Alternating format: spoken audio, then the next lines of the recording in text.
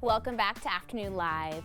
Whether you slept wrong or overdid it at the gym, being in pain can certainly put a damper on your mood and your productivity.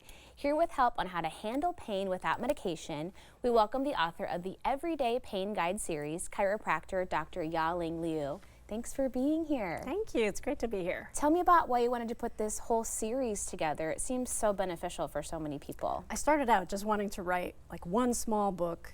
I was looking for a resource for my patients, something I could give them to take home so that when their pain came back in the middle of the night or on weekends or holidays, inevitably when that stuff happens, and they don't have access to anybody, they would have at least reminders of what we talked about during treatment. And now that my practice is at capacity, so I'm not able to take any more new patients, I feel like the book project and the workshops I'm developing are the best way I know how to help more people. Yeah. It's always those off hours when those things crop up and you just can't get a hold of somebody. Okay, so let's talk about what's one thing you wish all of your patients knew. What I want everyone to know is that it's okay to pay attention to your pain.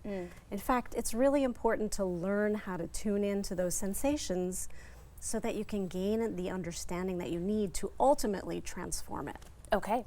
So what about when you feel that first pang of a new pain? What's something that we should do immediately? So immediately, in the first book, I detail this approach that I called stop, drop, and roll, because I'm talking about fire as an analogy for inflammation.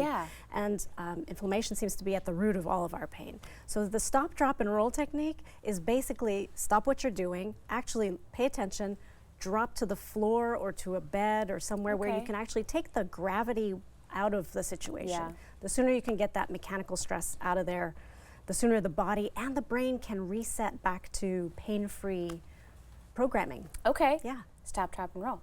Okay, easy. And then what about, a lot of us are just kind of toughing it out, right? We're ignoring those pains, like you said, toxic pain denial. I know, it sounds harsh, but it just is. It's seeped into our society.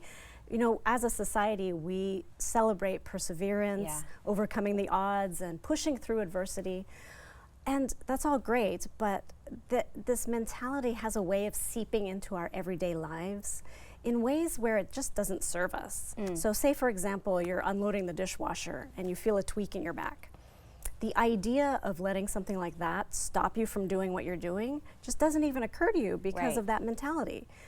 But by ignoring that first small tweak, you're just forcing your body to get your attention another way eventually. And you know, by that time, that small tweak turns into a major back spasm that can have you out of the game completely.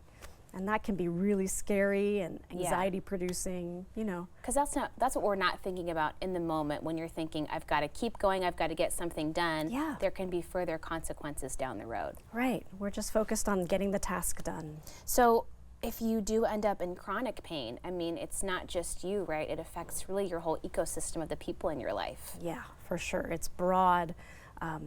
The thing about, I really do believe that if we listen to these small early tweaks, that we can avoid a lot of what we think is chronic pain, but is just this early initial pain that didn't get addressed correctly. I have a lot of people come in to see me with pain that they think is a given because it's been around for so long. It's almost like a familiar friend, but it's, you know, it's just pain that hasn't been treated the way that it deserves to be treated. Like a lot of it needs attention, like it's acute pain, even though it's familiar. Sure, and then that could be a symptom of who knows how many other things that they might need to refer on to another specialist even. Exactly, it can be a clue. It's a doorway into a lot of things, so yeah. And if you don't find out the answers, then that's just a much bigger problem eventually down the road. Exactly, get on it now. It's hard to do, but we do have to listen to our bodies. Yeah, exactly. It's hard to admit that something isn't perfect, you know?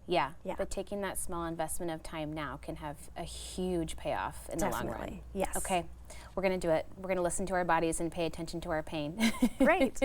Thank you so much for being here. Thank you. Really nice chatting with you. Okay, we will have more information on our website at katu.com. There are the books again, the Everyday Pain Guide series. We'll be right back with more Afternoon Live right after this.